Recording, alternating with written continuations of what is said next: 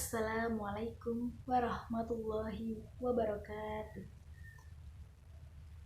Sebelumnya saya ingin memperkenalkan diri terlebih dahulu. Saya Ayu Husnul Khotimah, mahasiswi IAINU Kebumen, Prodi PAI 2A. Langsung saja, dalam video kali ini saya akan menjelaskan tentang peranan perempuan dalam media sosial yang ditulis oleh Bapak Bahrun Ali Murtopo. Mengapa kaum perempuan sangat penting mengetahui media sosial? Karena menurut saya, perempuan juga berhak mengetahui dalam kecanggihan media sosial saat ini. Untuk lebih jelasnya lagi, simak video saya ya teman-teman. Perkembangan media informasi mengubah dinamika kehidupan dari segala sisi kehidupan. Tentu, media sosial ini masih dekat hubungannya dengan laki-laki. Peran perempuan dalam hal perkembangan teknologi masih minoritas. Pandangan masyarakat masih konservatif melihat perempuan yang masih didominasi dalam segala hal oleh laki-laki. Postfeminisme melihat bahwa identitas dapat menguatkan dari perempuan atas patriarki laki-laki karena identitas bukanlah pemberian, tetapi dibentuk media sosial menjadi sarana perempuan untuk membuktikan bahwa mereka dapat mengaktualisasi diri mereka dengan baik melalui pembentukan identitas yang solid di dalamnya, sehingga ketimpangan sosial dalam komunikasi virtual dapat diatasi. Dengan demikian, fungsi media sosial dalam penghubung komunikasi di antara laki-laki dan perempuan dapat terlaksana. Bahkan, diharapkan pula perempuan yang aktif berdalam dinamika media sosial berikut derasnya arus informasi yang ada di dalamnya dapat membuat perempuan lebih kuat secara status dan dapat mengatasi problematika dominasi marginal dan dunia virtual ini. Adapun beberapa pembagian dalam peranan perempuan dalam media sosial, salah satunya yaitu kemajuan teknologi. Yang pertama, kemajuan teknologi. Saat ini teknologi mengalami kemajuan yang sangat pesat. Kemajuan yang paling cepat dirasakan menyentuh kehidupan masyarakat saat ini. Di antaranya adalah kemajuan dalam bidang teknologi, komunikasi, dan informasi. Setiap orang di seluruh dunia dapat berkomunikasi dengan mudah dengan kerabat atau siapapun di belahan dunia lainnya. Mereka juga bisa mendapat berbagai informasi dengan mudah dan cepat. Ironisnya, dalam survei yang sama, ketika diminta menyebut cara berkomunikasi yang kini paling sering mereka gunakan, 3 yang teratas adalah Twitter, Skippy, dan WhatsApp. Mengapa demikian? Mereka menyebut cara-cara ini sangat praktis, cepat, murah, efisien, dan mudah. Lalu, bagaimana dengan pernyataan bahwa mereka lebih menyukai komunikasi langsung? Seperti yang disampaikan sebelumnya, ada banyak alasan yang menghambat mereka untuk melakukannya. Salah satu yang utama, kurangnya waktu dan kemacetan. Kemacetan yang parah menjadi alasan yang mendominasi mereka bisa bertemu dengan seseorang.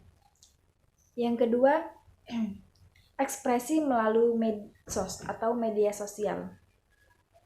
Media sosial atau medsos saat ini menjadi kekuatan baru dalam berkomunikasi. Meski bukan satu-satunya media yang dapat mengatasi krisis komunikasi, tapi tidak dapat dipungkiri bahwa banyak yang menggemari. Salah satu tujuan diantaranya adalah untuk ekspresi diri atau menyalurkan isi hati. Namun, jika berlebihan, tetap akan membuat perempuan yang bersangkutan menjadi bermasalah dengan beberapa pihak, terutama orang-orang terdekat yang sebelumnya telah menjalani hubungan baik. Sampai saat ini, masih banyak masyarakat yang beranggapan bahwa peran perempuan hanya sebatas di lingkup domestik, alias mengurus rumah dan keluarga. Persepsi ini secara tidak langsung akan membatasi gerak perempuan untuk bisa melalui bekerja dan membantu perekonomian keluarga. Yang ketiga, Peran perempuan dalam menciptakan stereotipe. Media massa berfungsi menyampaikan fakta. Karena itu, gambaran perempuan dalam media massa merupakan cermin realitas yang ada dalam masyarakat. Mengharapkan setara dalam segala sesuatu adalah sebuah utopia. Meskipun kaum wanita bisa saja berdalil itu adalah cita-cita dan perjuangan, ketimpangan persoalannya terus-menerus mengenai kesetaraan gender, feminis, maskulin. Alangkah lebih baiknya jika perempuan lebih menunjukkan presentasi karya, kecapakan, dan peran dalam masyarakat yang tidak kalah dengan kaum laki-laki. Sehingga gambaran ideal tentang perempuan pun akan tampil dalam media massa. Dalam media di Indonesia, stereotipe tentang perempuan melekat dalam berbagai tayangan, dari sinetron infotainment, telewicara, hingga berita. Gambaran tentang perempuan pemarah, pencemburu, pendendam ada dalam tayangan sinetron. Tayangan infotainment mempergandakan pasangan sebagai hal yang paling penting dalam kehidupan perempuan. 4. Media sosial. Salah satu talenta yang dimiliki perempuan adalah kemampuannya membangun jaringan dan komunikasi. Perempuan dikenal memiliki kepribadian yang luwes. Ia pintar membentuk komunitas, mulai dari kegiatan sosial, arisan, sampai urusan hobi. Dalam era teknologi informasi seperti ini, para perempuan pun tak mau ketinggalan untuk memanfaatkannya. Terdapat beberapa penelitian yang dapat membuktikan bahwa perempuan sekarang dapat memanfaatkan momentum tersebut untuk mengaktualisasi dirinya atas laki-laki. Dengan adanya kesempatan, kemampuan tersebut baik secara sadar ataupun tidak, aktifnya perempuan dalam media sosial tersebut dapat berubah tatanan dominasi perempuan laki-laki dalam dinamika sosial virtual di dalamnya. Sehingga tidak ada lagi pertanyaan bahwa terdapat ketidakseimbangan penerimaan informasi yang didapat oleh perempuan. Yang kelima, menggunakan sosial media.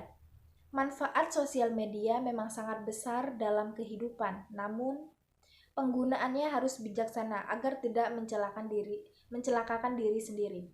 Untuk media sosial saat ini harus kita kontrol sebaik-baiknya oleh diri sendiri. Apabila masih ragu, bisa dipertanyakan pada teman, guru, dan dosen yang paham dunia sosial.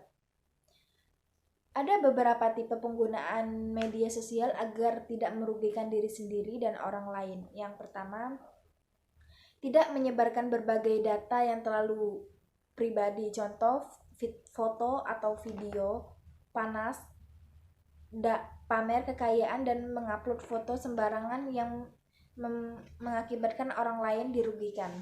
Yang kedua, tidak menghujat orang lain. Yang ketiga, tidak menggunakannya seharian. Cukup satu hari menulis status atau mengupload foto 2 kali saja. Yang keempat, bijak menggunakan sosial media seperlunya. Yang kelima, tidak menggeser berita atau status yang bikin provokasi atau sumber yang tidak jelas. Yang keenam, baca atau lihat video dengan jelas sumber dari mana, jangan langsung percaya cocokkan dengan sumber yang lainnya yang bisa dipercaya. Yang terakhir, gunakan media sosial untuk memanfaatkan diri sendiri atau orang lain terinspirasi.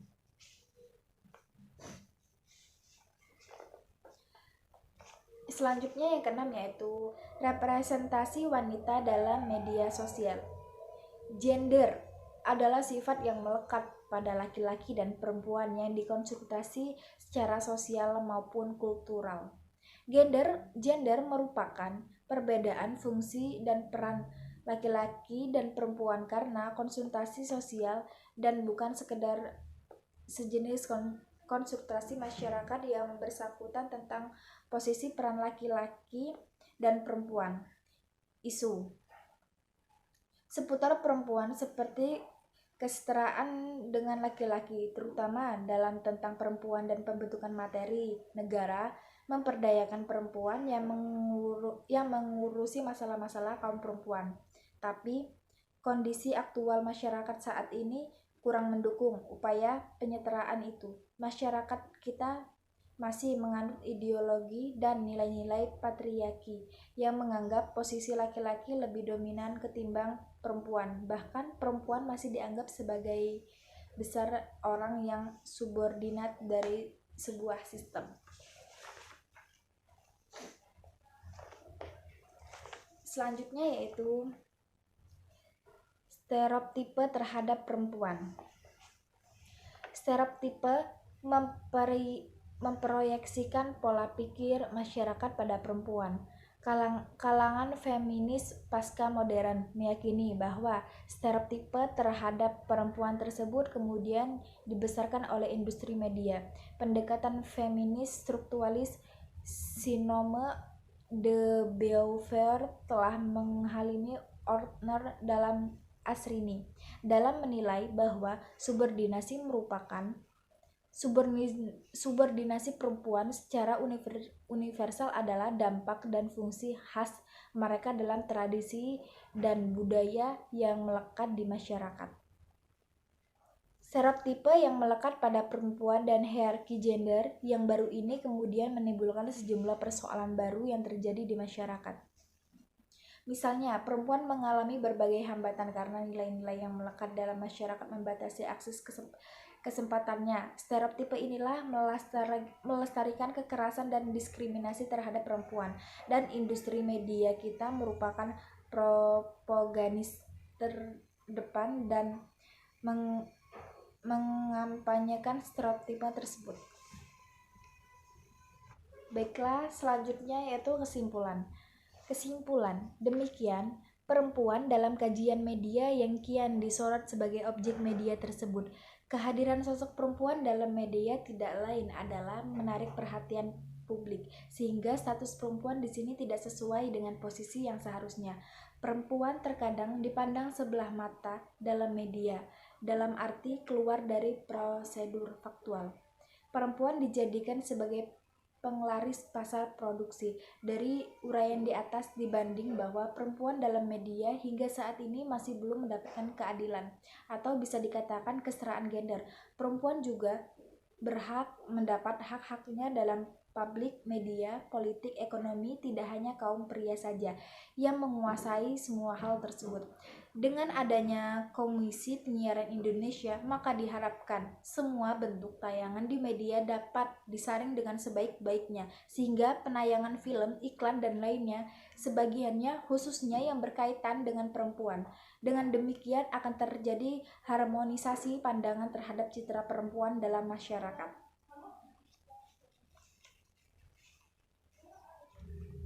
Ulasan saya dalam video kali ini, perempuan juga harus berpendidikan karena pendidikan pertama bagi anaknya adalah ibu, yaitu perempuan. Dengan adanya media sosial dan aplikasi yang canggih, maka perempuan bisa belajar dan mengetahui banyak hal dalam media tersebut. Semua orang mempunyai prestasi dan kemampuannya masing-masing, termasuk kaum wanita. Melalui media sosial ini, kaum wanita bisa menunjukkan bakat dan kemampuannya yang mereka miliki seperti menari, mengajar les, berjualan online, dan lain-lainnya. Maka peran perempuan dalam media sosial ini sangat penting. Sekian video saya tentang peranan perempuan dalam media sosial. Kurang lebihnya saya mohon maaf. Jika ada tutur kata yang kurang berkenan, saya mohon maaf. Kepada Allah saya mohon ampun. Saya akhiri, wabillahi taufiq wal hidayah. Wassalamualaikum warahmatullahi wabarakatuh. Dadah teman-teman, sampai bertemu di video saya selanjutnya ya.